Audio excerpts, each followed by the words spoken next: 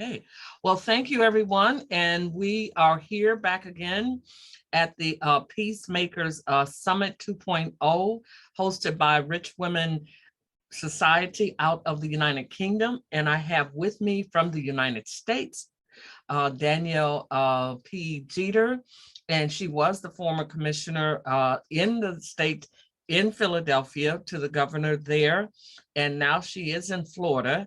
I just want to give you a little bit about her background. She's done a few things. She is best known as a creative visionary, and she inspires everywhere she goes. This young woman, she graduated Spelman College in Atlanta, Georgia, and where she majored in history, dance, and in the theater arts. And after she honed her skills as serving as director of marketing for several of the Atlanta-based companies, in 2009, Danielle decided to launch her own businesses, not just one, but several businesses. She founded AOI Events and PR. It's a global full-service creative communications firm. She also is founder, chief visionary officer, and president of Women in Media. And she is co-founder and president of YP Social Meetup. And that is a business network geared towards millennial entrepreneurs and youth business development. I want us to kind of focus there, Danielle, and really get your perspective on how from the young millennials. I know when we talk about peace coming from someone out of the 50s, 60s, 70s, what have you, is a different peace that we're looking for. So what type of peace in the world, globally, community-wise, and then, and in the global world, would you say that the young business entrepreneurs are looking for today? I think, well, first and foremost, Javon, thank you for the invitation to join the summit, and greetings to everybody who is tuned in. So happy to be here with you all. And I bring you peace and love from Miami, Florida. Super excited about just talking about an important topic such as peace. And I honestly believe, like, when it comes to young professionals and millennials and young people, I'm from Philadelphia originally, and our city is really plagued with a lot of violence. And I think, it's like a big spiraling issue, and it's like, there's no one place to point. There's really like, how do you then find like the center of like where this has happened, why this is going on, and so forth and so on. But when it comes to peace, I think that, every young person all over the world should have the ability to walk down the street and feel safe, to go to school and feel safe, to have places where there are a community there to support them, to love on them, and to build them up. And so just having a community where they live, having that safety feeling and knowing that they're safe, their peace is peace there, and that they have a haven to run to is extremely important. And I think just those basic necessities, all of human beings should have those rights. And I agree with you with what you're saying. And I kind of clued in on one thing you talked about, and that's safety. So it's interesting that the psyche, you don't feel safe. And so is it the people who don't feel safe that are, creating the civil unrest, or is it the people who do feel safe, but yet feel, they have a right to create civil unrest? How would you even further define where is this coming from? Because it seems as if everyone were thinking about, I want to be safe, which is a natural human reaction, then everybody would be working towards that, and we wouldn't be having such civil unrest. What are your thoughts? I think at the end of the day, people are just trying to protect themselves. And so the way that they protect themselves is by being violent. Actually, it's like a reaction. Yeah, it's like a reaction to being a self-defense. And honestly, the way that people are defending themselves now here in America is with weapons, not with conversation, not with sitting down at the table, not with having a heart to heart, not with even a fist fight.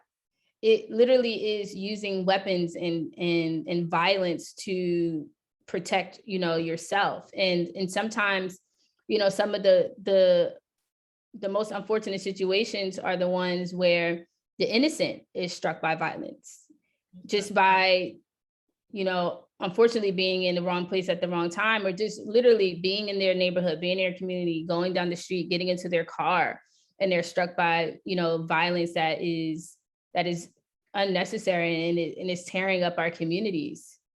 Well, one thing that I really wanted to just kind of touch on for a moment here, and that is, I'm going to shift gears on you. What I want to see and what I want to try to understand is we live in a society that has a great abundance of so many different things. So we're no longer the hunter-gatherer. We're no longer worried that, the big dinosaurs are going to come over, and kind of crush our homes and that sort of thing. So we don't have, those basic, live or flight, type situations. But yet we still succumb to these different types of things at certain levels, because for the number of people who don't seem to have the peace, there's that number of people who are, who are sitting down at the table and they are having conversations, just as we're having, one right now, and looking and saying, how can we address these different things where peace has eluded us? My question with this is going to be one of, so what do we do as far, I know you're in the marketing and the media, when we have a lot of violence that has basically kind of just, before it was filtered out, now it seems like we have to try to dig to find a good movie. Yeah, right. What did so, and it's even into our advertisement. And I look at the way pictures are drawn and the way advertisement is done, even for something that is good, it seems to be coming from a negative view. Yes. How can public relations and media assist with this, with kind of taking, not necessarily taking us back, but taking us forward into a place where we're actually bringing forth, something that's more peaceable? Well, what I do at my PR company, AOI Events and PR, we're passionate about inserting positive news stories into the news cycle. So we are, very, very passionate about representing companies and initiatives and CEOs that are actually doing things to impact the world in a positive way.